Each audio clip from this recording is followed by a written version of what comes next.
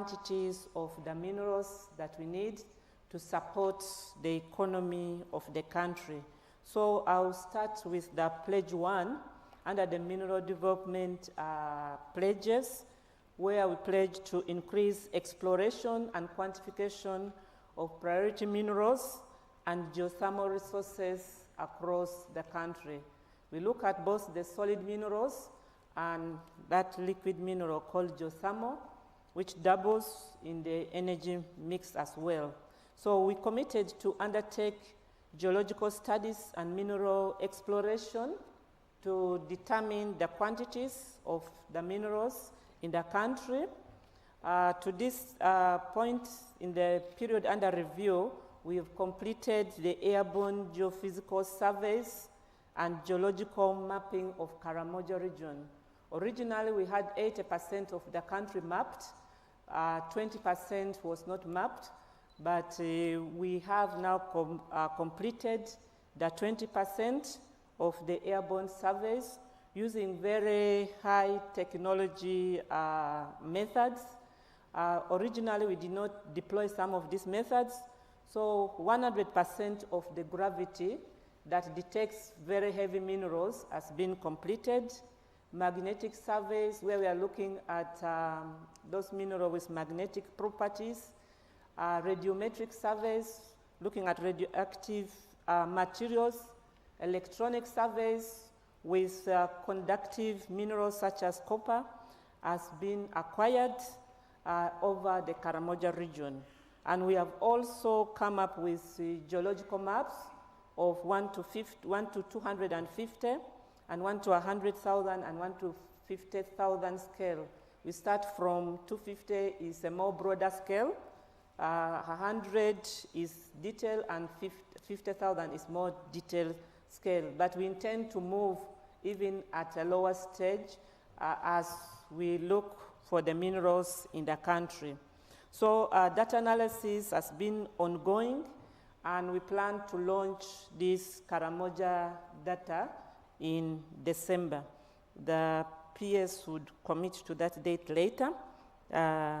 We also have undertaken surveys for gold in the country at Buweju, at Mubende, Namayingo, Karamoja, Zombo.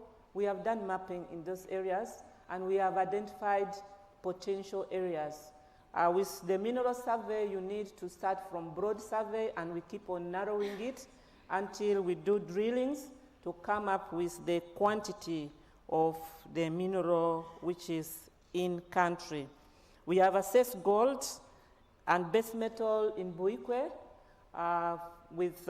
There was somebody who presented a sample, and they were expecting it to be having uranium and gold, but we found the values of uranium very low in those areas, and the gold was not detected. Other than the regional planning that we normally undertake, we also do quick surveys on areas where samples have been picked, and there's suspicion that it has some minerals. We continue to undertake geological studies and mineral exploration, still under our pledge 1 of increased exploration, using methods called geochemical surveys, where you do soil sampling, stream sampling, picking the streams for uranium targets, which was identified by the airborne geophysical surveys. And this covers the area of Indale, that was in Fort Portal, Katara, Boma, Lwensakala, and Chambogo. All these, we are still following up these areas to undertake the exploration of uranium targets in the country. We have identified some targets at Lwensakala that we are following up with the detailed studies. After that, we will do drilling, and we will be in a position to assess the concentration of uranium in the area. We also undertook surveys for rare earth and base metals in Bukusu Carbonatite Complex. and a number of geological studies were undertaken involving stream sediment surveys in Zio, that is West Nile, regional stream sediments for base metal in Amuru in northern Uganda, geological, geochemical, and geophysical studies in Kirwa Wolfram Mine, where we intend to reevaluate the reserves of the Wolfram in that area. In respect to iron ore, we undertook surveys for iron ore in Kigezi region, and we have had additional reserves of about 318 million tons has been mapped in the Kigezi. Drilling was undertaken in some 10 prospecting sites, but we need to continue with the detailed exploration in that area to determine the overall quantities of the iron ore in the country. We think that there's over 1 billion tons of iron ore that is inferred in the country, which needs to be further followed with further assessment. We undertook also surveys for bentonite in Kaiso Tonya. Bentonite is one of those minerals which are used for drilling as drilling muds, and it's also used in filtering, in the soda beer industry, and many other industrial applications. And we have evaluated those targets, and we continue to undertake further exploration in the area. We conducted geological mapping, geochemical surveys, and gamma ray spectrometry of 3 targets of uranium in Zimbabwe and Chiboga. That is where we did some more detail to ascertain the uranium, but that is just using other methods. Until when we do drilling, that is when we will confirm the reserves of uranium in the country. Still under this pledge, in increased exploration, quantification of priority minerals and geothermal. In the geothermal site, the ministry completed the surface studies of geothermal areas at Chibiro, Buranga, and Panyimur that are located in Oima, Bundibuju, and Pakwach. Geothermal is one of those liquid minerals which contributes both to energy, electricity generation, and other direct uses in the greenhouses, drying crops, and others. So geothermal exploration has advanced from surface, where we mainly were observing the surface manifestation, to the subsurface studies at 2 major sites, that is Chibiro and Panyemur. And as you can see from that picture, that is a slide, is it on? I am moved beyond the one who is projecting it. Can you get us to the geothermal where drilling is taking place? That machine, yes. We have undertaking the temperature gradient oils drilling. That is the drilling rig at Panyimur, where we want to determine the volume of the reserves of geothermal there, the surface temperature, and the reservoir for geothermal. So we committed to undertake 16 temperature gradient oil drilling, and we drilled it, 8 at Chibiro and Panyemur, and determine the lateral extent of the heat anomaly. So this is still a work in progress, and when this is completed, then geothermal, as the PS said, will add to 1,500 megawatts as we committed. We projected that the energy contribution of geothermal to the grid. We continue to undertake temperature gradient logging at Chibiro and Panyemur prospects, and the results are good.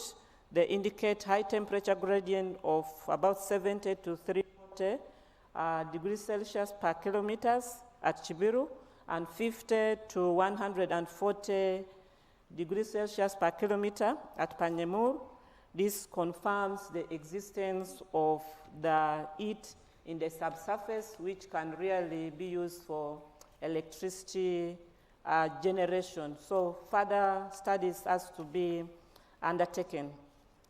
Under Pledge 2, still for the Mineral Development Program, of course, for minerals to contribute to the economy and its sustainable exploitation, we need to have in place a strong legal and regulatory framework. We had committed to strengthen the legal and the regulatory framework, as well as build the human resource capacity. Yes, I want to report, Director, that the Mineral Development Program has managed to have the mining and the mineral policy of 2018 after almost 20 years of implementing the policy of 2001.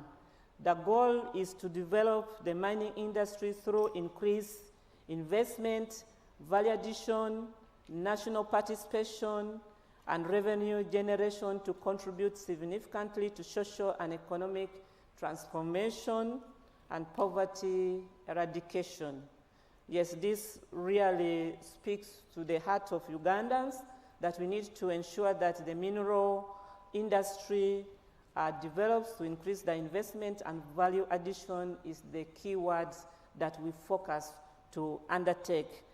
We also put in place the Mining and the Minerals Act 2022, and the new act addresses a number of areas. It captures the area of local content, national participation, value addition, speculative practices in the mineral sector. It addresses the issue of first come, first serve in only green areas, but in brown areas, we intend to have competitive bidding like it's done in the oil and gas. Emerging trends in the global mining industry, such as the mineral traceability and certification system. We want to trace the source of our minerals from the mine site to the point of exit, and the law speaks into this, traceability and certification of minerals. I'll get into the detail what we have done in respect to this. Environmental, social, and sector governance, as well as state participation through the establishment of the National Mining Company. The National Mining Company has been put in place as a commercial arm of government to all the state equity participation in all medium scale and mining and large scale mining operations. The board has been inaugurated and the company has commenced its activity. Of course, it needs a capitalization, which the ministry is working towards this. We have a draft building substance bill to regulate those substances such as clay, marram, aggregate that were excluded from the definition of minerals, but the Constitution of Uganda allowed Cabinet to regulate these substances when used for commercial purpose. So we have the draft bill in place. We also have the draft Earth Scientist Registration Bill to regulate the practices of earth scientists in the country, geoscientific and engineering services to regulate the level of purity and the services that are provided by geoscientists, as well as the local content which is coming up. We completed the Mining and the Minerals Regulation 2023. This was mainly addressing the licensing regulation, where we have an online digital mineral licensing system, and all applications are handled online. So this was passed in place in August 2023. And we also developed two other statutory instruments. The statutory instrument to regulate the purity level for gold at 99.99%, and tin, that is not iron ore, tin, which we have at 99.85%. But the company is already achieving 99.9%. Still under the same pledge, strengthen the legal and regulatory framework as well as human resource capacity.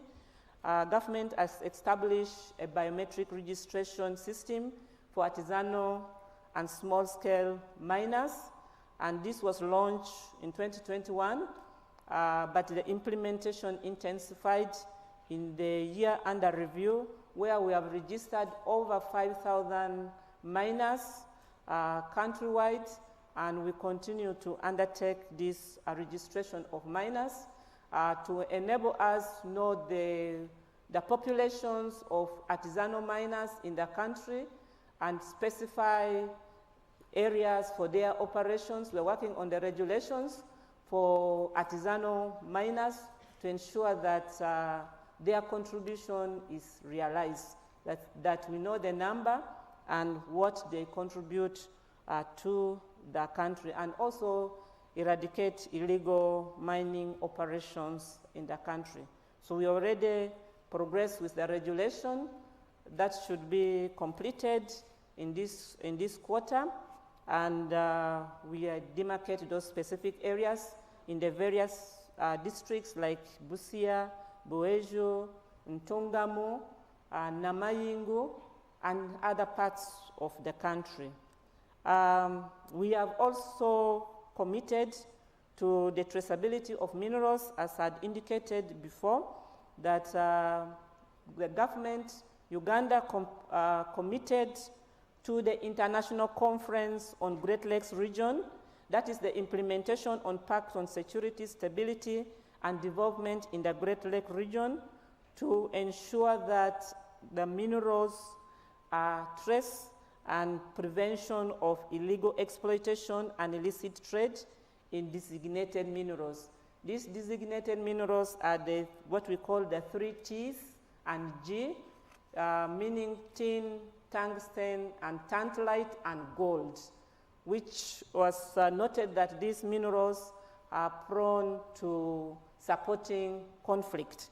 And we have already launched the ICGLR certificate last year in November, and the first certificate was given to Wood Cross Mining Company, and so far we have issued 4 certificates of export of tin, the ICGL certificate, which amounts to about 55 tons of tin exported through the country at 99.9%. And we continue to access international market. Our team continues to access international market at that level and is very competitive. So the revenue as well as increased from the tin export of ingots from the country. Pledge number 3, increase investment in mining and value addition. Government has conducted a number of promotional activity promoting the mineral resources and attracted a number of private sector investment in the sector. We have realized significant investment in mineral exploration and development through Wagagai Mining Limited, which is developing a large-scale gold mining project in Busia. This is one of the biggest large-scale mining licenses in the country and in the region. And the company is still undertaking development and will soon also launch the mining and the refining of gold in Busia district at Alupe in Busia. We have also attracted investment in rare earth elements. Rare earth is one of those critical elements that has a lot of applications. Those elements down in the periodic table that is among those last groups in the periodic table. These are used in electronics, the EV, as we talk of green energy, driving the wind turbines, It has quite a number of applications because it consists of a range of elements which are referred to as rare earth elements. So we have attracted investment in Makutu, Bugweri district, where over 500 million tons of rare earth elements has been established. The company is also undertaking development of infrastructure to exploit the rare earth. But value addition is the key catching word that the ministry is promoting. These minerals has to be mined, refined from the country and exported when they are refined. Exploration of gold in Bude and Bugiri and Karita are continued. We also have graphite in Kitgum, in Orom, where investment has been put in the project and pilot testing has been done on value addition, and we expect to have spherical graphite at a level of 99.9% that would feed directly in the industry. The company is also undertaking development, and this is where we have cross-linkages with development of infrastructure to ensure that there are roads which are reaching at Rome and electricity is being pulled there. We have attracted 4 cement factories utilizing our own resources, limestone, marble, pozzolana, for manufacture of cement. This has also contributed to the reduction in the price of cement in the country. Originally, we only had Tororo cement and Ima cement, but we are having other players coming on board in respect to value addition. We have over 10 gold refineries which has come up, refining gold to 99.99% in alignment with the government commitment to value addition and supporting industrialization and economic diversification and structural transformation. On the ceramic industry, there is a ceramic industry at Kapeka which is utilizing our own kaolin and feldspar from Mitoma in the production of the ceramics in the country. We commissioned the Wood Cross tin smelting plant, as has already indicated, that the first certificate was given to Wood Cross in Barara. The capacity of the plant is 1,600. That translates to 1,000 tons of metal annually. So far, the company has produced 55 tons, but with time we expect the production to increase. This was launched in April of this year by His Excellency, the President of the Republic of Uganda. So there are those pictures which are showing that occasion when we launched the first ever tin refinery in the country. Still under commitment in the investment in the mining and value addition, the PS talked about the laboratory under petroleum. In order to promote value addition in the country, the mineral laboratory plays a very big role. We committed to put up a modern mineral analysis laboratory and mineral beneficiation centers in the country. We have made progress with this commitment. Phase 1 of the establishment of a modern mineral laboratory in Entebbe has been completed, where our laboratory has been equipped with one of the modern state-of-the-art equipment in the country to provide analytical tests, not only to the mineral sector, but to the general public, to the general population in the country. And we intend now to have all the analytical services housed in one place. Designs for the works for the laboratory building to accommodate all these laboratory techniques are in place to add value addition to minerals in the country. we have gone with about 70% on the progress to getting a big laboratory, which is getting all the other laboratories in one house. In addition, 2 mineral beneficiation centers have been constructed in the country, that is in Fort Portal and in Ntungamo, and the centers, we are under procurement of equipment to equip these centers. These centers are supposed to provide services to the population, services to the miners. It will also act as training centers for artisanal miners on the best mining practices in the country, and it will also provide services to any analytical test work. The buildings have been done, and we are in the process of now procuring equipment for the beneficiation center to further increase value addition in the country. We have also progressed in terms of the certification of the laboratory to make sure that it competes internationally with the accreditation to International Standard Organization. And one company called the KenGen from Kenya, the Kenya Accreditation Services, has been contracted to undertake this accreditation.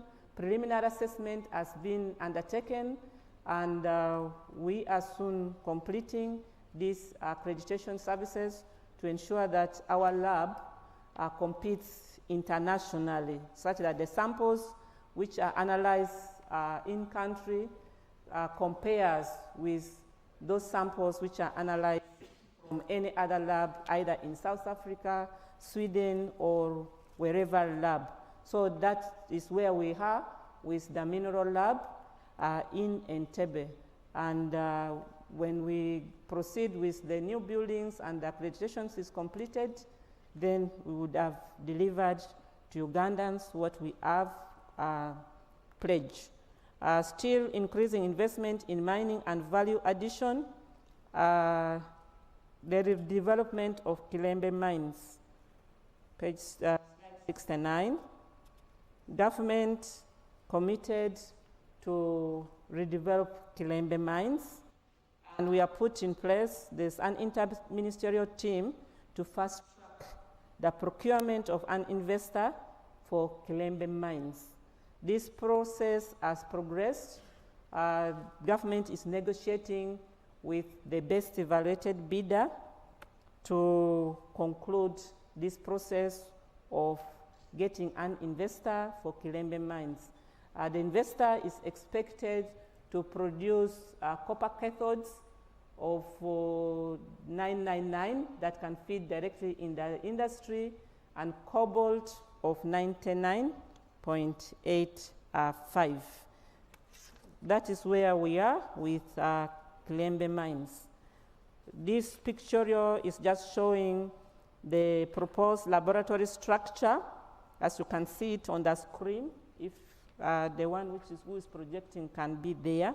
Then below there, that is the beneficiation center on the left. That is the beneficiation center in Fort Portal. That is completed, and we have on the right the beneficiation center at Ntungamo, that the ministry has continued to progress with the procurement of the equipment to put in these centers and commence the training services provided closer to the people. Other centers which are supposed to come up on board is in Busia, where we've got a land for the development of the beneficiation center there to capture that population in the east. We also propose to have another beneficiation center in Karamoja, Moroto. Right now we have an office, but we also need to provide the services, the mineral services regionally, and the central service being provided by Entebbe. There's also a proposal to have mineral markets for artisanal gold and other gold in the country, so that we provide markets and we can be in a position to track the trade of minerals in the country. The representative of the minister, the permanent secretary, I think have concluded my presentation on the mineral development program. Thank you so much.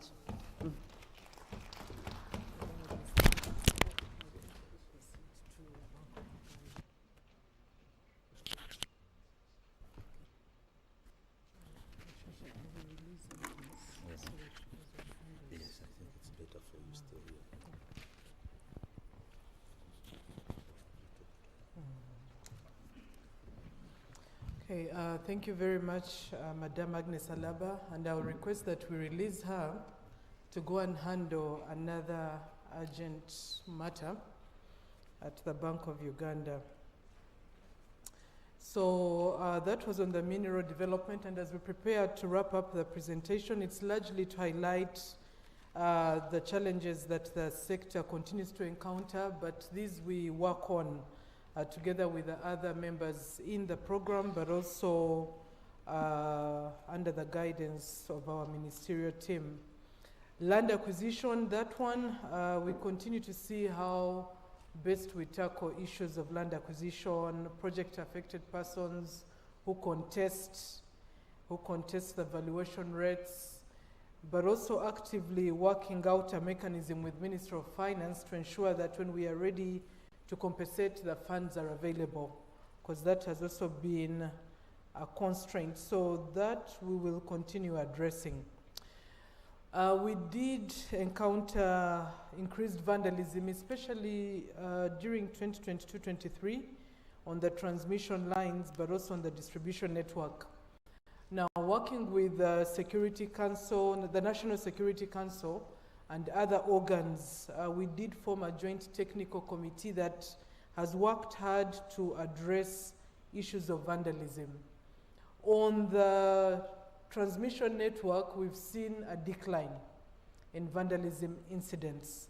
However, we're now grappling with the distribution network because it is spread, it is scattered, and policing every single line comes with its challenges. So we are working with communities to do community policing, have vigilantes that support us in these lines that are scattered. Of course, we are working with both Uganda Electricity Transmission Company and the distribution company to see that we find solutions in terms of deploying technology, because we are in a digital environment, having early warning systems that alert us of potential or ongoing vandalism. So that we will continue to tackle. Madam Alaba has highlighted issues around the artisanal miners and how we continue to organize them under the new law and the biometric registration. So we'll continue advancing that intervention. Of course, negotiations are usually that lengthy, but we are working to see how with our different partners we can expedite negotiations of our critical projects so that the negotiation period is cut down. Usually we are all trying to meet our objectives in these negotiations. We've seen it for the oil refinery with our previous developer, so that is something we continue to address. Inadequate financing is extremely significant, and I know we are engaging Ministry of Finance as we start the budgeting cycle for 25-26, but all the three programs currently are not sufficiently funded, especially the energy and mineral program. So the NRM Manifesto Implementation Unit, we will request that you add your voice to ours to see that these critical energy and mineral programs are well facilitated to undertake the critical activities. For example, energy, we are continue to engage finance to support us on rural electrification, where we have contractors already on board, but we need to finance them to be able to implement these rural electrification programs. The same with mining, geophysical surveys, and others. So this is an ongoing engagement, and we are happy to have the NRM Manifesto Implementation Unit join us in this endeavor. I know there is a lot of support from Cabinet, but also from His Excellency the President. He has really said energy and mining plus petroleum should be prioritized for the financing. There are others that we continue to address, but also critical as I prepare to close. On slide 68, I want to then speak to a few critical reforms that we are undertaking. Right at the top, of course, is the ongoing end of the concession with UMEME, where we are preparing the Uganda Electricity Distribution Company Limited to take on the operations of the UMEME concession. The assets in these concessions sit on the books. They belong to the Uganda Electricity Distribution Company. So all we are doing is have the operations done by the company. So we have put in place the structures to support the transition from UMEME to UEDCL. And with the support of Cabinet, we are working out the required financing to support UEDCL invest, but also with what we term as the buyout amount. That amount that UMEME will not have recovered from the concession through the tariff, because it's a going concern. Even as we speak, UMEME is investing, though minimally. So at the end of the concession, we then reconcile and see what amount they have not recovered. And with the support of the Auditor General, who's already undertaking the audit or the valuation of these investments, at an opportune time, sometime in December, January, he will notify us of the agreeable final buyout amount. So that discussion is ongoing. We are fully supported by Cabinet, and we are working to ensure that UEDCL and UMEME are working closely to manage the nitty-gritties around the handover of these operations. So we have a steering committee chaired by the Minister of Energy, a joint technical committee at technical level, and a coordination committee between UMEME and UEDCL, where the Minister of Energy also sits as an oversight body to ensure we are dealing with issues of staff. What will happen to the staff? We've already evaluated over about 96% or so will have to be inherited into UEDCL since the assets remain, and we have to continue ensuring their operations. So that come March 2025, we will be winding up that concession and ensuring that the Uganda Electricity Distribution Company continues with the management of the concession. That is the major one, and the emphasis on productive uses of energy. As a sector, we are keen to create synergies and linkages with different programs: agriculture, tourism, yoga, PDM, industrialization, to be able to ensure that the power we are generating is being consumed. And the programmatic approach has made this easier to achieve, given the coordination mechanism under the program. So with that, finally, for the final closing, we wish, on behalf of the Ministry of Energy and Mineral Development, and therefore the Minister of Energy and Mineral Development, the Honorable Dr. Ruth Nankabirwa, thank the NRM Manifesto Implementation Unit for having us, and we look forward, together with the commissioners, to address any questions that have emerged from this presentation. Asante sana.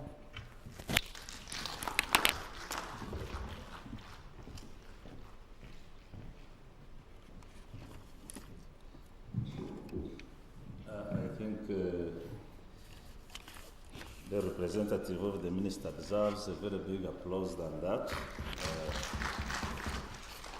This sector is one of the biggest sectors in the country, energy and mineral development sector, and quite wide, with a lot of investments. So we want to thank you, Minister, for the very articulate presentation. First of all, fellow countrymen, wherever you are, I think for some of you who have been saying that the country has nothing to show, you need to think twice from this presentation. Secondly,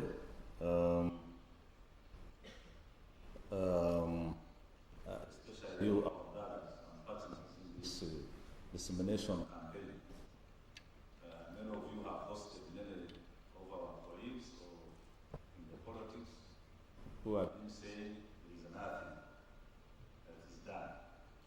Now you are here, you have the facts.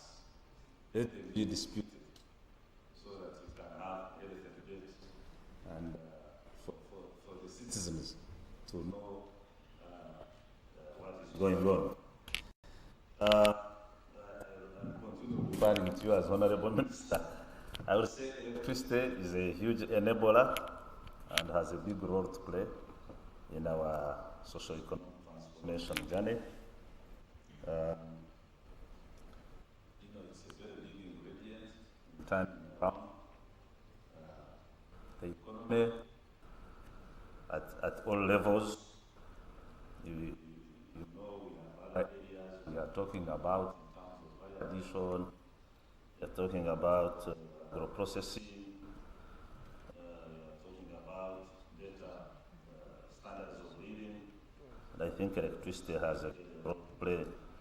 And the issue of the cost, we have tried to touch it, but I think Uganda needs to be assured on the concrete steps that need to be taken to ensure that we are able to achieve that target as directed by the President. We wish to salute the efforts because now the big consumers can benefit from that, but also at given times. That means now, in other times, I don't know whether they should not operate and wait for that time when they can enjoy that tariff change. But that said and done, allow me, members, to join me and we congratulate the sector and the entity for the successful completion of the Karma project and bringing West Nile to life by connecting it to the grid. I think this was a dream come true. We also want to salute efforts in the other developments. We have seen tin refinery in Mbarara, which I think is one of the first tin refineries in this country. We also want to salute the efforts that have been invested in reforming UNOC and make it more annual revenue on its own so that it can be operational. We pray that those business models will continue to support UNOC and continue to enjoy its equity with its other partners. We also want to salute the efforts on local content. I think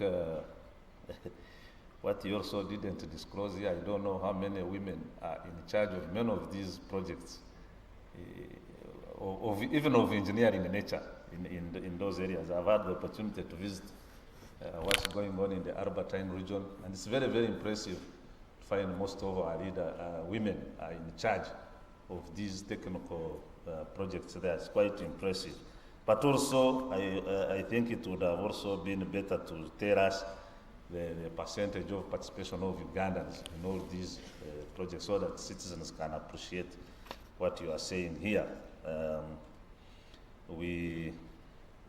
However, there are still issues of, I don't know whether the policy has sorted this. You have finished you call it the geo something study, where we should be having a whole map of the minerals of the country and where they belong. But there used to be an issue of speculation, whereby some people would come to the geology department and acquire prospecting licenses, and then they start speculating around them.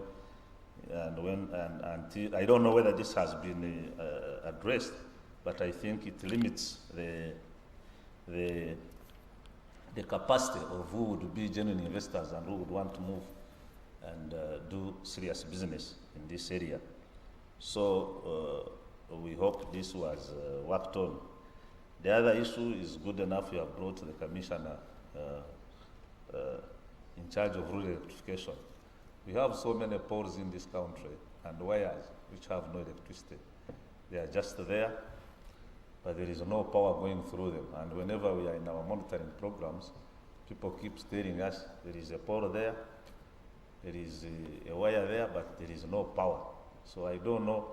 We are also mindful and alive to the fact that rural electrification was restructured from an agency back to the ministry, and we thought, we don't know whether the transition is over in terms of settling in, and then it can be able to take on these responsibilities, because we have excited these Ugandans on the issue of power, and the period we are going through, we do not want to burden the principal by still being asked why are these poles here and these wires here, and there is no electricity. At one time, there is where one of the politicians made a joke and said, if you think there is no power, you go and touch on the wire. So we should not test our citizens in that way. But we thank you for the extension that is being made to make sure that our Ugandans, or the country, is electrified. I also wanted to add my voice to say that this activity was cleared by Cabinet, and when we were going to Cabinet, my Honorable Minister, the paper she presented, one of the challenges are what you were raising here, the issue of financing and land acquisition, and this paper was adopted and discussed by the Cabinet. So since Cabinet is the highest decision-making body on some of these issues, we pray. We were also able to identify it in our mid-term review, which informed that paper. So we equally pray that government will sit down and look at these challenges and move faster in making sure that they are mitigated. And before we go into the next cycle of elections, maybe there is something to show. Those are the observations from the manifesto unit. I now want to take pleasure to invite you, members of the media, to raise your concerns, and then the Honorable Minister will answer accordingly. Yes.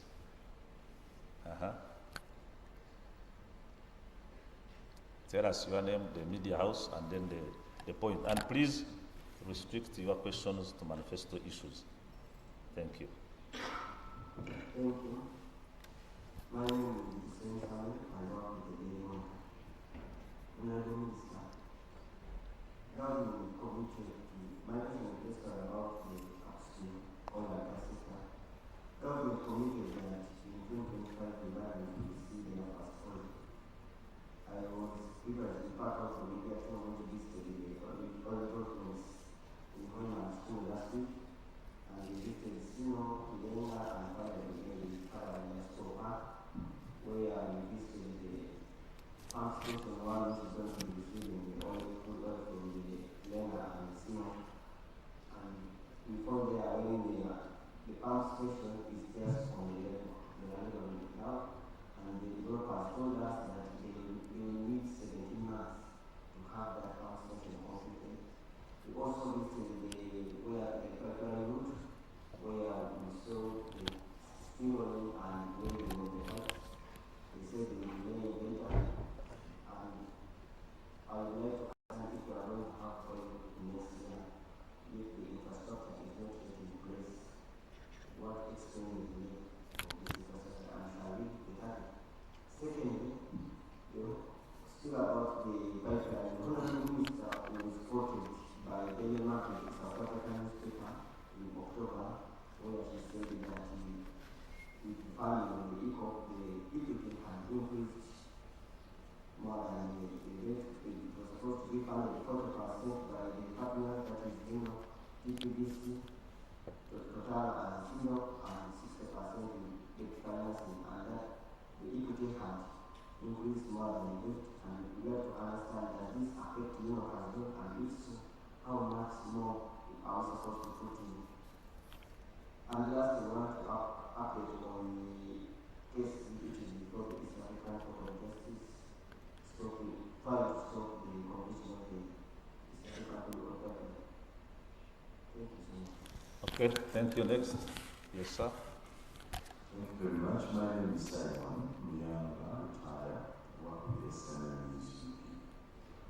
Just three quick ones. One, thank you, Honorable Minister, for the presentation. But I wanted to ask, many times I hear people say that these huge infrastructure projects are being undertaken here by foreigners, that much of the benefits, say for location, is for foreigners. They come and do them and take a lot of money outside the country. I do not know whether you are able to make a difference and tell us how much of these projects are undertaken by either government of Uganda or by Ugandans, and then how many of these are undertaken by foreigners. Number two, in the place where I come from, Kalido, the connection to electricity has just been done. Unfortunately, while the connection has been made, the consumption is low. People seem to be quarreling with the wires. The wires pass up, the poles are near them, some in their land, but tapping from them becomes a problem. I would like to ask that maybe you undertake a study to find out how do you make it possible for them to consume so that there's a good working relationship between the power and the poles and the people. That would also must take that. And lastly, I would like to advise maybe all of us, including my friends in the Manifesto community, that we reserve time to translate many of these things in the local languages so that everybody is able to pick what is theirs. Like you were telling us, these presentations are beautiful and it's a lot.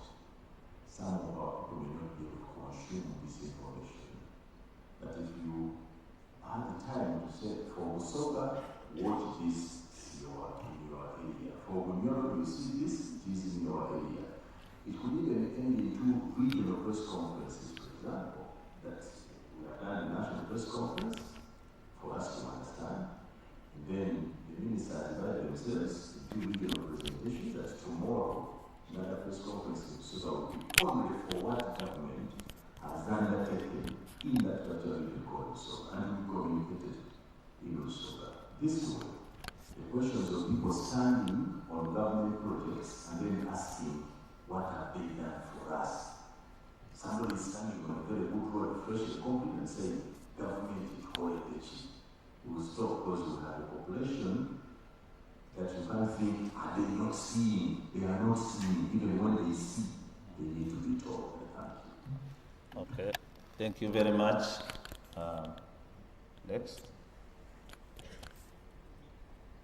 Are we done? Yes, Nyabo. That mic may not be working. You get your mobile or you extend. Yeah. No, I had authorized the other lady so she could come in front and present her case first. Thank you so much. My question is around the recent update with oil prices. Procedure, just tell us your name and the media house and then we'll go ahead with the question. My question is about the recent slump in oil prices or fuel prices. I recently did a story and almost everyone came for me because I said there was a slump and everyone literally told me where we're standing, there is no slump, you don't know what you're talking about. And yet we are all aware that the sole importation of fuel now is Filipino. The discrepancies when it comes to the pricing that we see, especially at different fuel stations.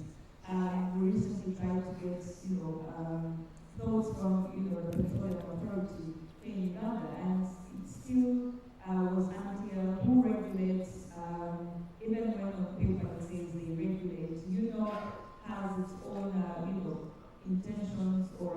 forests to protect, especially with Total Energies or Vital. So we really want to understand when it comes to the fuel that everyone here consumes and how that, of course, we know affects the transportation in this country. Who should we ask these questions? And what's actually the actual price of fuel? Thank you. Next, now you can come on. Is it the same question? No. Go ahead. I work for Bloomberg. Honorable Minister, what's the latest update on mobilization dates for people? Secondly, Come again on that one. latest update on date mobilization for the pipeline. That's people. Okay. When will the start oil licensing round take place, and how many blocks are earmarked in this round? And thirdly, what's the latest update in the search for a developer of Sukuru phosphate mines? Thank you. Okay. Thank you very much. We can have the last one. Where? Oh, sorry. Yes, go ahead. Good morning. My name is Olivia First of all, I'd like to know the privileges of the presentation, but I have some comments regarding the presentation. One, we've had some imbalance, especially the domestic users, regarding the domestic parents, regarding the home parents. We see the presentation is around farming appearance. As the balance, especially in the women who want to use electricity for cooking, we are still seeing that this is still high, and we want to know how are we progressing this especially the domestic users. Secondly, your presentation, you say you are looking forward to making some rehabilitations on various farms. I'd like to know how we this down the ones that you are looking at to do rehabilitations starting in this financial year, and also how long will your rehabilitation take? Thirdly, how will the balance be affected with the rehabilitations that you are planning? And lastly, also how much money will be required in terms of rehabilitation of all the lands that you are looking at? And lastly goes to traditional schooling. So many residents in Gende village, Chikoma Parish, Kamusa County, Gende district are complaining that they have requested for electricity since 2016, that they haven't been done. Since 2016, we want electricity there earlier, but right now they haven't received it. Where is the problem? And also want to know how many Ugandans in total are connected to electricity, and also how many Ugandans have been connected to this pipeline in this time. This is starting 2021 or 2021 now. Okay. Thank you very much. I think we better allow the minister to respond to that, but I just want to contribute to the issue that was raised by my colleague there, Mr. Muyanda. Is that the right pronunciation? Yeah. On the issue of us breaking down these achievements for the common person to understand, I will say that on our side, as Office of the President, which is responsible for supervising the performance of the manifesto, we have regular, what I would call first, the ministerial capacity building programs. And all these as part of the, between whatever minister's communication with what we call our RDCs or leaders within the respective regions, we also come in to update these leaders on the status of the performance within their areas.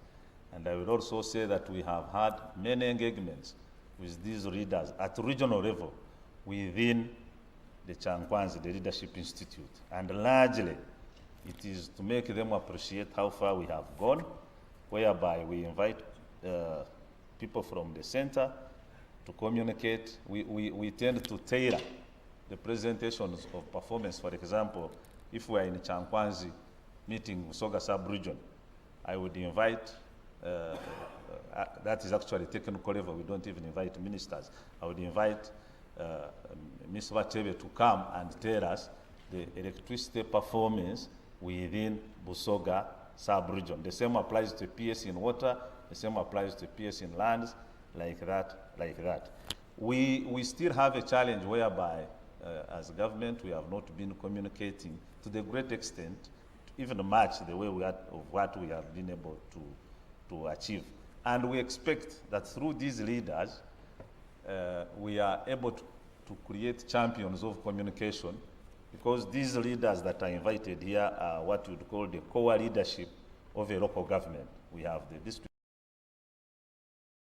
chairperson, we have the resident district commissioner, we have the chief administrative officer, we have the chairperson party, we have a town clerk in case of a municipal, and we have also a mayor. So all these are invited, and we go through this, and they are all updated on this. Actually, we don't use it only for communication, but we also use it for validation. Since there are people from those very areas, they are able to say, no, PS, you are telling me there is electricity here, but it is not, this doesn't exist. And I agree with the entire, and through that, the citizens should be able to be informed on what exactly is in each Busoga, say what is in Busoga sub-region, district by district. And this data is there. So I wanted to help the PS in that direction, that already efforts in that way are there. But that does not stop also the ministry to go ahead with another information campaign in as far as the specifics of what they do and how far they have gone on them in that respect. The rest, I will invite you, Honorable Minister, to come and make clarifications, and we conclude this session. Thank you.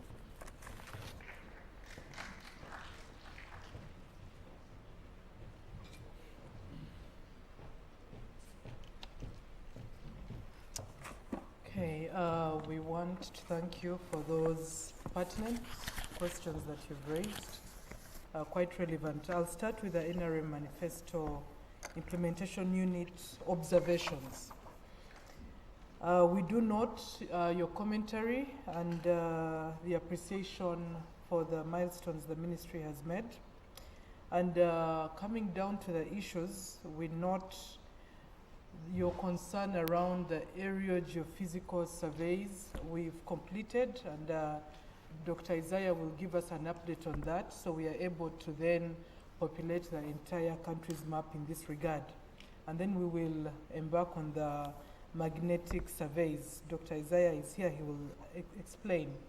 But the critical bit on the non-compliances and the speculation. With the onset of the cadastre system that we are now operating, where we process licenses digitally online, and with the support of the new Mining and Minerals Act, we have been reinforced in terms of the tools we have to better monitor and ensure we are dealing with these non-compliances. We did an assessment of the companies that were not progressing as agreed in their work programs, and under the law, the minister is then required to issue notices of non-compliance. And we did issue notices to such companies. Some of them went on to remedy the non-compliances. Those that didn't, one by one, we started reviewing, and we do what we call, they relinquish those licenses. So that is an ongoing process. We are happy to provide the specific numbers of the non-compliances we've registered, those that have been relinquished, and those companies that have committed to remedy when it comes to their work programs. Of course, some will say they were affected by COVID-19. You give a listening ear and you assess, evaluate, and then determine whether to then cancel the license based on the positions they will have presented. So that process in terms of regulation has been enhanced by the new mining law that empowers the minister to recall these licenses, and we are working actively to clean up the cadastre system in that regard. Now, for poles with no wires, I will, Engineer Abdon will come and speak to it, but largely it is to do with, again, financing, and there are solutions we are putting in place, working with Ministry of Finance, and redesigning some of those projects. But he will speak specifically to those regions because we mapped them out and we know where they exist. So Engineer Abdon, prepare for that under rural electrification. Now, thank you, Mr. Bashasha. It's good to learn that when you presented the NRM Manifesto performance in Cabinet, there was commitment to specifically support this sector in areas of financing and land acquisition. Those are our two pronounced challenges right now. So we look forward to your additional support. Now, coming down to the fourth estate, I'll start with Samuel, Daily Monitor. I'm glad that you visited the field. That's why we took you to the field. That once again speaks to the government's commitment to ensure transparency and accountability. If we were hiding from you, the start dates wouldn't have taken all of you to go and see with your eyes. One thing you saw in the field is that there is progress. The central processing facilities for both Tilenga and Kingfisher are advanced. The laying of the pipeline that will pick crude oil from Tilenga, Kingfisher to the terminal in Kabale, the laying of that pipeline is largely being done.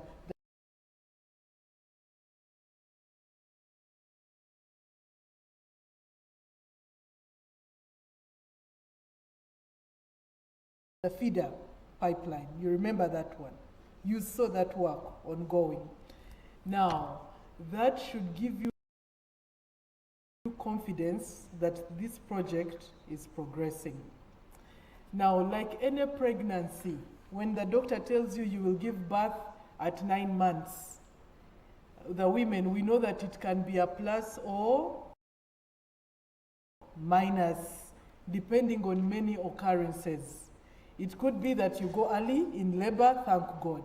But it could be that your labor is delayed by a few days or months. Does that take away the fact that you're going to give birth? No.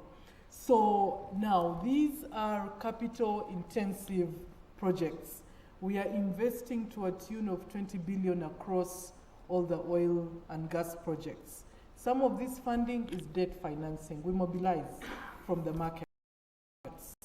There will be certain conditionalities, the back and forth negotiation that could affect the timely mobilization of the financing. And this is what we've been doing on the ECOP. We've been in the markets, and I'll speak to Ojambo's question shortly. So are we on track to ensure oil production? Yes, we are. Like any woman who's entering labor, might there be a plus or minus some months? It could be. But one thing is for sure, we are on course. The infrastructure is being developed, and I'm glad you were in the field to see for yourself, Samuel. That then brings me, you see, so we are saying first oil will be in the financial year 25-26. So we are giving it a plus or minus, depending on how we are progressing. But one thing we've made clear to the developers, for all aspects, they must remain within that timeline.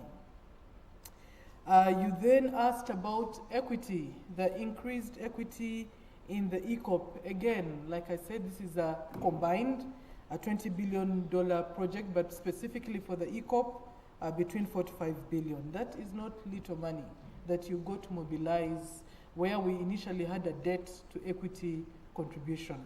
So depending on how the market responds, you also must be flexible to reorganize yourself as long as you stay within the project cost and deliver this project. So is there a variation today in the debt equity from 60 to 40? Yes, there is, not significantly. There is that variation, but not significantly. So the government, with the support of the President and Cabinet, has been able to support UNOC to mobilize some additional equity given that variation in the gearing ratio of the debt to equity. You asked about the court in the East African Court of Justice versus crude oil pipeline. We've worked to ensure with the Attorney General that most of those cases are expunged. There is one that has just been, in fact, they're supposed to compensate to the government of Uganda on the project affected persons for the refinery. They found that the process had been done well. So most of these we are confident that with the support of the Attorney General and Minister of Justice, because everything is open, there is nothing that we have done that is against the law. So we are confident that even this one, just like the earlier one of the refined products pipeline, we will come out on top. Simon, I didn't get your SMEP, something like that, but I noted your issues. On the investments, where we are seeing more, he says more foreigners compared to the locals. First of all, we do have a local content policy for the sector, petroleum, but also in the laws of mining and energy. We support national companies to invest. We are also aware of the constraints that these companies face, especially on aspects of liquidity, financing, and sometimes even technical capability. And we come in many times to support them through supplier workshops to ensure we develop their capabilities. Now, would we want all the investment in the sector to be done by local companies? Oh yes, we would. Do the local companies have $20 billion to invest in oil and gas? You will find that we are still growing. So as a result, we have to partner with the private sector that includes even external companies to be able to develop these projects. Is it only a phenomenon in Uganda? Not at all. Even the most advanced countries, you will find foreigners are investing. Fly into Dubai, you'll find Americans, etc. So you partner with the private sector. It can be local, it can be foreign.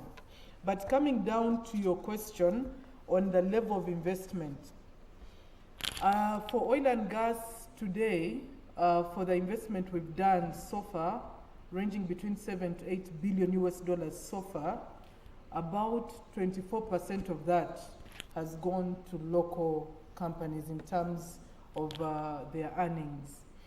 We said we would want it to be more, but like I said, until these capabilities continue to grow, we set a target for local content that at least by the time we enter first oil for this phase, 40% of participation in local content should be by Ugandans, and we will get there. Are the companies able to invest in the high value engineering, procurement, management? Maybe not yet, but there are those areas we ring fenced: civil works, environmental social impact assessment, providing legal services. So there are areas we've ring fenced for Ugandans, and we are working to ensure we support them to participate. And then even electricity, we are doing a lot to ensure that Ugandan companies can participate in under the BUBU, Build Uganda, Build Uganda. And Engineer Abdon will speak a little bit on the rural electrification side, how we are working to see that we support more companies, supply meters, transformers, cable wires. You raised an issue on Kalido and the connectivity. Engineer Abdon will speak to that and what interventions we are looking at. Then this brings me to Kansime, NBS. You asked a question, who regulates the downstream petroleum? It is the Minister of Energy who I'm representing today. So we regulate the downstream petroleum under the Petroleum Supply Act of 2003. We are aware that that act needs reviewing, and once the policy of oil and gas is out of the way and approved, we'll start the process of reviewing that act. Now, the downstream is liberalized. We rely on the forces of demand and supply and how the market plays. And that's why, because we knew it was demand and supply, that's why we eliminated the middlemen in the supply chain, to have our national oil company come into this game. That way you open up premiums. They can no longer tell you the premium is so much because your national oil company is there. So we are able to say, but we are able to see that you can achieve this price. So that way, that has given the government, under this liberalized arrangement, to be able to continue the journey of bringing down these petroleum product prices. Now, UNOC only started this importation in July, August. It is early days of this year. We are only into the 3rd or 4th month running, and we've already seen a continued downward trend. So we are confident as they continue to establish themselves in this business, we should see better prices. Noting that the prices are not only driven by the supply chain as you enter Uganda, we keep monitoring the global prices, what we call Platts. So depending on how Platts fluctuates, we also come in and our prices are determined by the rest of these factors. So we will keep you updated on UNOC's business, and we are confident that it will contribute to better security of supply. So Kansime, any questions on regulation, please come to the ministry and specifically the Petroleum Supply Department. Ojambo, Bloomberg, my friend, everywhere you ask me this question. Mobilization of debt for ECO and when financial closure will be. Like I indicated, we mobilize this debt with other players, and they will have conditionalities, there will be terms that we negotiate. But the good news is we are largely done with all the documentation to drive financial close. So we are confident in the coming few months, this will be done because the negotiations are largely complete. So be comforted that we are on track to close the remaining portion on debt. Third licensing round. Last week, the minister announced the opening up of new areas, and he even elaborated which areas in terms of location we are looking at, and put forward an environmental social impact assessment that is available on our different platforms for review. Now, after 90 days, which started clocking last week, after we've received all comments, and based on the comments we will have received, we will evaluate, and then we will announce what blocks we are opening up. We don't want to say there are 10, and then later on, somebody comments on one particular block, and maybe the comment has merit in it, and we reconsider. But we announced the locations, we announced the general blocks and their sizes, and this information is available in that announcement. After 90 days, we then start the process of announcing the third licensing round. So Jambo, I interest you in that particular announcement. The search for a developer for Sukuru. Sukuru has a developer, Dong Song. He has been on the project for some time, encountered some challenges, including financing, but with the support of the government, they've been able to surmount some of those challenges. They continue to produce some of the fertilizers minimally, and we are working to see how we support them to unlock the fertilizer market. Specifically, we are working with the tea industry and others so that they have a market for their products. So there is a developer for Sukuru, and that remains Alia Dongsong that has been on this project. Olivia, Radio Sapienza, I liked your questions. On the domestic tariffs, well, like I indicated, the drivers for the tariffs, investment in the power generation, and then transmission distribution, but also energy losses, where we are working to ensure that we have competitive or patient capital. So that way, we are able to continue bringing these tariffs down. But what we've also noticed is sometimes mindset and creating awareness. I keep telling the ladies that you're able to go to salon and work on your hair and invest 150,000 in one sitting. Then when they tell you buy a unit at 402 Ugandan shillings, oh, you're like, it's very expensive. So really we must also deal with our mindset. We must also see what our priorities are. As government works to bring down the tariffs, you test and put some investment and see how it works. The way you invest in your hair, in your shoes, invest a little bit also in electricity to see how it works. But for now, 402 is what we've achieved for the cooking tariff, and we will work to continue bringing that down, but we interest you to test it. Try it before saying it doesn't work. Many people have not tried. Try it out. But we are committed to lowering the tariff. The dams, I highlighted them. Kiba, Oriang, those that we are planning to bring on stream.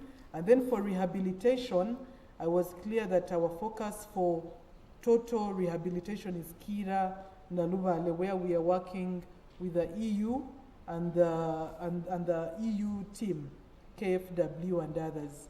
I have my head of planning, Mr. Jutu. He will give you the specific figures for that particular investment, but it's not more than about 200 million euros, but he will give the exact figure. Connectivity, I presented that. We can give you the specifics, but we highlighted that today we have about 2.18 million consumers, and our target is to grow that by 1.3 million additional consumers by 2030 as we continue to invest on the electricity access scale-up side. So with that, allow me invite Engineer Abdon. I'll also invite Mr. Bahati, if you have anything to supplement. Dr. Isaiah, briefly on Karamoja, and Mr. Jutu, where is he? I thought you were part of the fourth estate. Please come so that I can see you. So Mr. Jutu, he's the one who ensures we are able to come and present to you. So Mr. Jutu will give us some figures on the planning side. Mr. Abdon, please come and take the podium.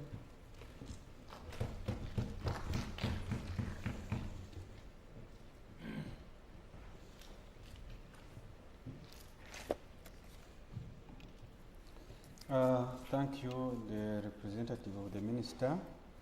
I will start with the question where I was asked, has REA settled in the ministry? Yes, REA has been settled in the ministry, and I am the latest staff to be recruited in the department, and I am 1 year and 1 week old. So the rest are older than me. And we have managed to complete the projects that came along, and those which we have not completed, we are just at the tail end. We have managed to onboard the World Bank project, $338 million US, and we are discussing with our good to onboard other projects. We are discussing with African Development Bank, the French Development Agency, Islamic Development Bank, and many more, so that we are able to take reunification agenda forward. The other question was on can we know the steps on how to electrify the country? Yes, the first step is that you must have sufficient power, because you can't distribute what you don't have. That's why we had to labor a lot to explain how we are progressing with power generation. So I can comfortably say we have power to distribute because we have more power than demand. The other step is to make sure that you transport that power in bulk to the load centers. If you asked me that you would do much in West Nile a few months ago, I would say no, because there was no power to distribute. Now that there is a transmission line, and transmission lines everywhere in major load centers, that step is ticked, and we continue to grow the transmission network as the load grows. And then the other step, which is at the tail end, is to have the distribution network. We have explained how we have progressed with this distribution network and how many kilometers we have added in the last few years. I think 15,000 kilometers of distribution grid. And then last is to have people hooked on this power lines. And in terms of that, we have two approaches. We know we can't reach everybody with the grid, so we have the approach, if you are near the grid and it is feasible to connect you, then we look for you. If you are very far from the grid, then we use off-grid. These are solar systems. You have heard of the ministry present of many grids. We use solar home systems. The 38% of electrification that we are presenting is off-grid systems. Then another approach, we are using the Uganda Electricity Grid Capitalization Company, which is a government company within the ministry, to work with the private sector to subsidize these off-grid solutions so that they are cheaper and affordable to the communities. And also, those who are interested in pumping, water irrigation, they do the same. They subsidize so that you can get at a lower cost. And then, in case you are far away from the grid and we have failed to reach you, very quickly you can do off-grid. And when we reach you, you can actually sell to the grid. We call it net metering. You use like a solar system. When we interconnect you with the grid and you generate excess, you put on the system. So those are the measures that we are using on off-grid. On grid, what are we doing? We are doing, the first intervention is free electrification. For instance, if you don't need a pole is in your compound, we come and connect, and your house is wired, we come and connect you free of charge. We only charge you the cost of inspecting if your house has been wired properly so that you don't cause fires and accidents. And that's your contribution. If you are now a customer that is under MoEMD, they charge you 41,300 for that inspection. If you are under electricity distribution company, they charge you 23,600, period. If somebody comes and says, give me 100, give me 400, that one is a fraudster. Call the nearest police. The other approach we are using is grid densification. There are people who are near the grid, we have mapped out, and what they need is just a transformer, and then you start to connect communities around.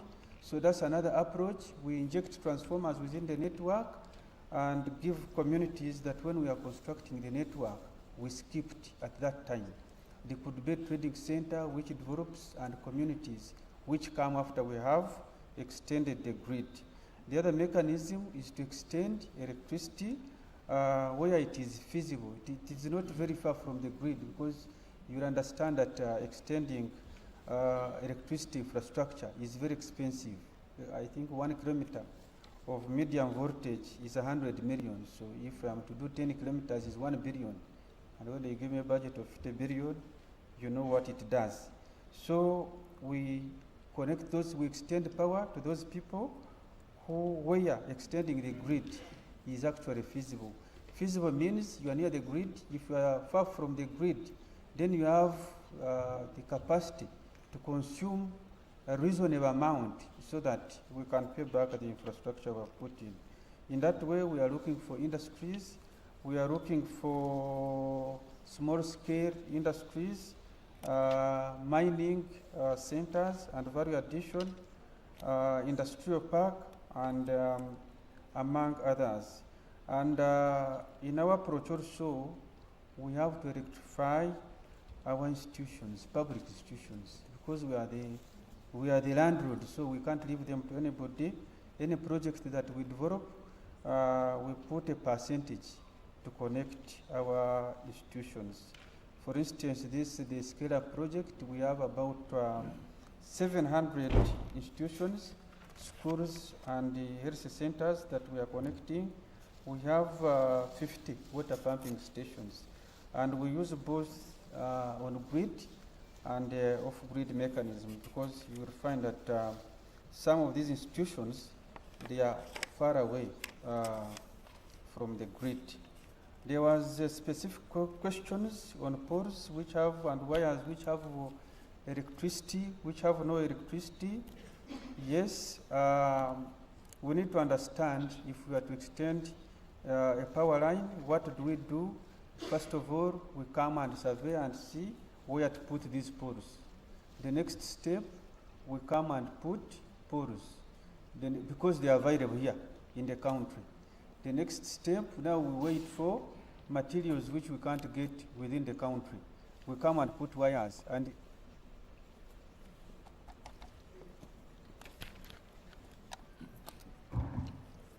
the last thing is to put a transformer. Once we have a transformer there, then you have power. We commission you. We commission the transformer and you have electricity. So some of these projects are actual ongoing projects. I can confirm that the last year, since I came to office, we have commissioned about 100 transformers. So that means reducing the standing poles by a very meaningful margin. So, and we continue to commission these transformers. Like this month, I think we have commissioned about 30 transformers. So that one reduces on those standing poles. So some of these poles you see, we are not sleeping, we are coming, we are working on the other requirements so that we come and put them on. The other one is on low consumption. Specifically the question on Cariro. Low consumption, yes, the first thing is to have power, and then the second thing is how can that power be used. So we first take power to an area and we allow, teach, create awareness so that people can have productive use of this electricity to set up small scale industries, like carpentry workshops, like saloons, like grain milling, because those ones can't be done when power is not there. You start with power and then they follow. So those lines which you think they are still, the consumption is still low, just watch the space.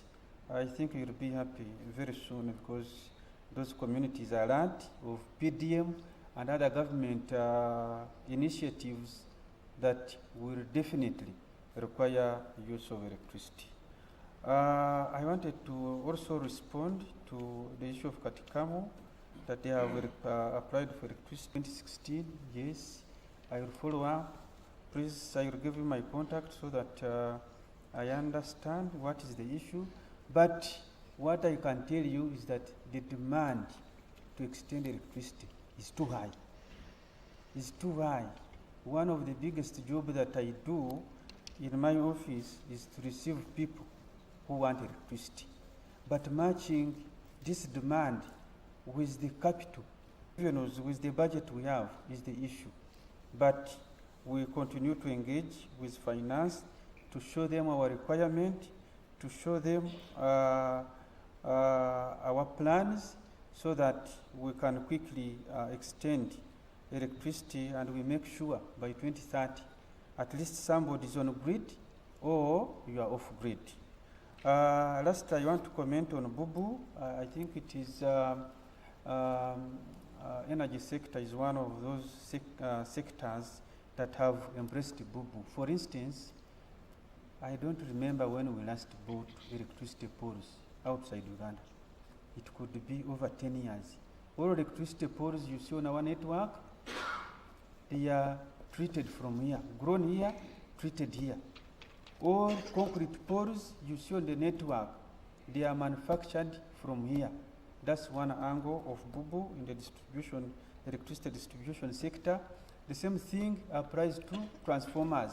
We have encouraged people to come and set up transformer factories here, and the majority of the transformers that we use now, they are manufactured here. We have over 7 industries now that manufacture transformers.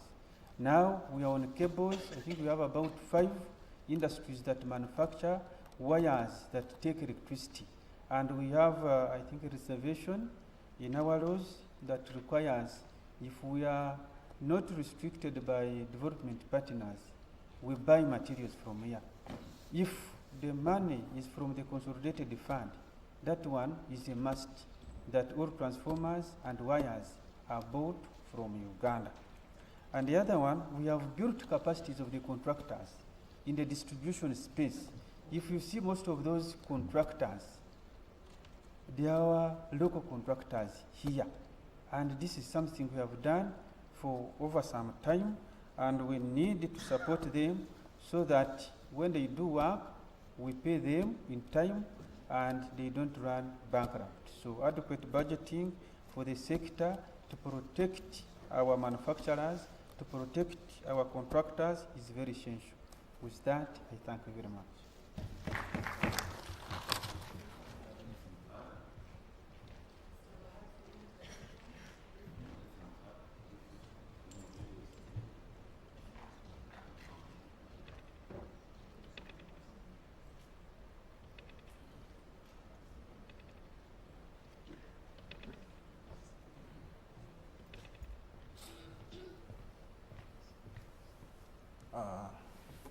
I'm Godfrey Bahati, Commissioner Geothermal Resources. So my minister, I would like to talk about the liquid mineral they talked about. My commissioner from mines talked about the liquid mineral, and this is the geothermal energy. I'm going to be brief. Geothermal energy is the heat from and this heat can be brought to the surface and used to produce electricity, and also hot water for use in industry and agriculture.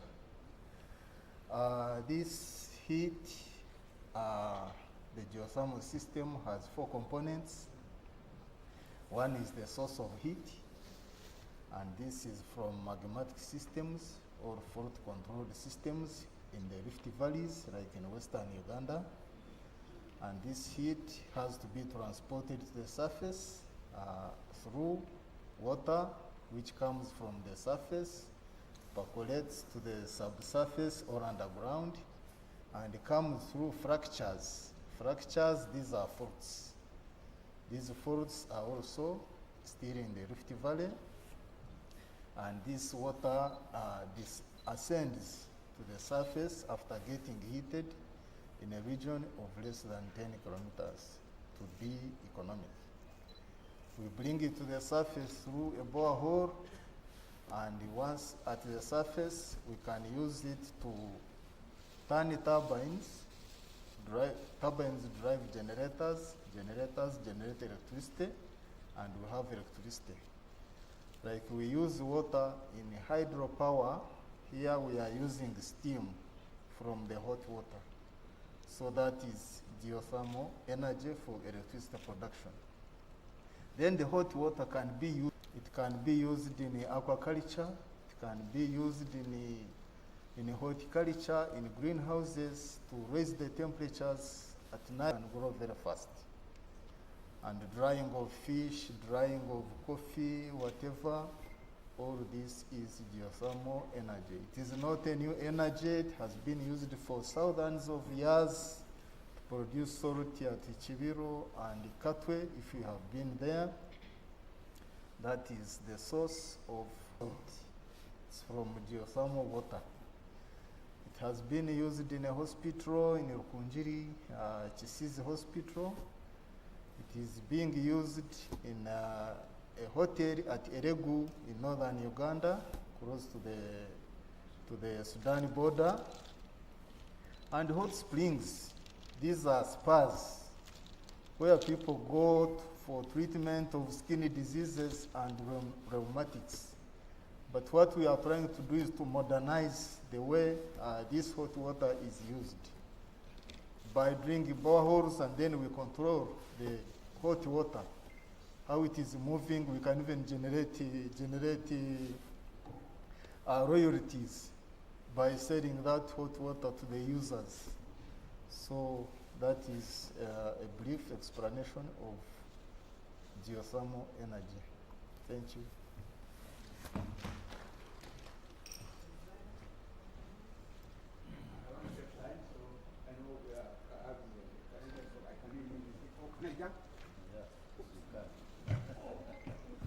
I'm still not old. So members, honorable members, and through our team leader, the minister, and the PS and the director, my job is to fulfill the scriptures. Did we do Karamoja area surveys? The answer is yes. Did we get something? We said we are still looking at it. So me, I'm fulfilling like the Bible, the scriptures. So I show this. This is the map where we picked all the samples for analysis. We're in the lab, we're analyzing. And this one is going to add on 80% of the count, which was done under a project called Sustainable Management of Mineral Resources. You could have been seeing this part of the map of Karamoja hanging, and those are the geochemical samples and geology.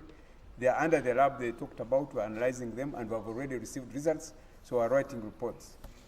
Another confirmation is this one, the airborne surveys. This is also an example which we did, and we have completed this work, and now we are adding this 20% to 80%, which was covered under SMRP, to make a national map. And we are planning that because of December's holidays, but we may even go to January in Karamoja to make this accountability. And I think the lead manifesto team, through the PS and the ministers, the composition of the delegation will be there. So in public accountability, the minerals subsector or the minerals program has completed a national map. We have already compiled it, but I don't have a typical example to show you here. But at least you can at least see by your eyes that this map has been done. And I wanted to show this to confirm, because it has been a question. Was Karamoja area surveys completed? The answer is yes. Is now a national map there 100%? The answer is yes. Have you seen some minerals which are there in the Karamoja region different from there? Yes, we are seeing signatures, because the science we use is integrated in studying the rock properties. These rock properties have different signatures. Others are conductive, others are clays, others are solid rocks, others have geothermal, and those sensors we install on the aircrafts are able to detect those signatures. Others are high density rocks. So all those differences are seen in interpreting the data. That's why you see on this little map, you see different colors. And these different colors give you different properties. So the delegation, I think I want to confirm that. And also through you, if they doubt, they can come also to Entebbe, see the samples we have corrected, the facilities which are there, the lab which is there, to confirm that this government is telling the truth, what it is doing. And I think I don't want to be on the other side. When you look at me in 1975, I was a young boy when they are removing the late Idi Amin. I saw the gun for the first time. Fred knows every story. So I want to be that. And also on the capacity of Madam PS, they talked about local content. This is the first government to establish universities to increase this level. Bustema University, mining. Now, Chugumba, petroleum. Makere University, a course in geoscience for oil and gas. Nkumba University, also geoscience. I am the one who started teach. I taught that in evening and a short time. We started that course. I am part of the Nkumba University group. We started that course to build local content capacity. How are you going to participate in oil and gas when you are not trained? Mechanical engineering, Chambogo is expanding. Because the electromechanical things are the one to drive oil and gas. You need these aircrafts. You cannot go there when you've not studied the physics and GIS to maneuver and all those things. So therefore, when you're talking about local content of the people to participate, we must build our local capacity here. We must train engineers. Many of the children have studied electrical engineering. Total Energies has taken them. Civil engineering, those are laying a pipeline.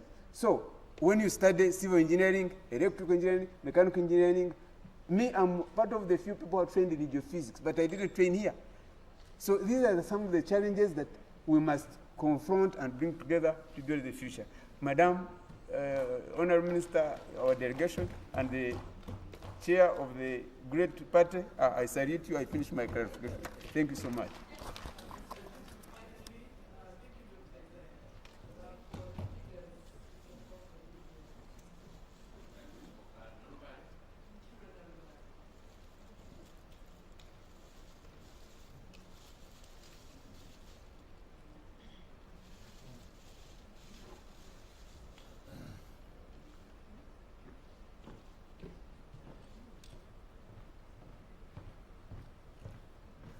Thank you very much, members, through my minister and the team from the ministry.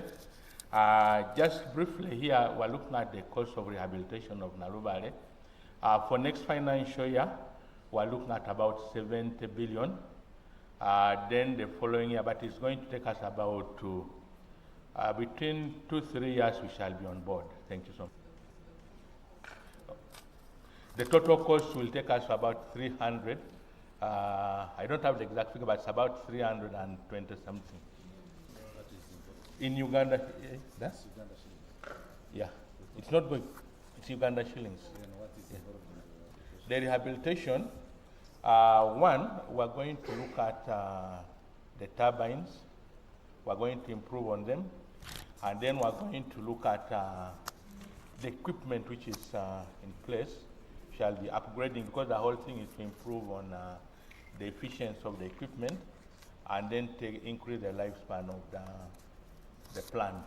But also we're looking at, because this plant has one of the oldest equipment, so it's also going to serve the purpose for tourism, so it will be a revenue generator in another aspect of tourism. Thank you so much.